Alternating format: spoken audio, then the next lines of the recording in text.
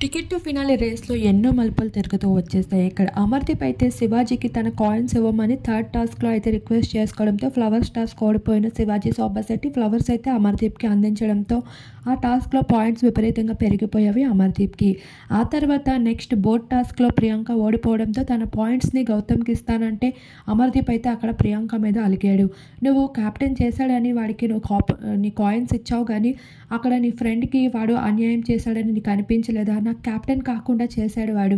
నిన్ను కెప్టెన్ చేసినందుకు నేను హ్యాపీయే. కానీ నాకు కెప్టెన్ కాకుండా చేశాడు కదా! నేను అంతలా ఏడ్చాను కదా! వాడికెలా కాయిన్స్ ఇచ్చావు" అంటూ అమర్‌దీప్ అయితే ఫైర్ అవ్వడం జరుగుతుంది.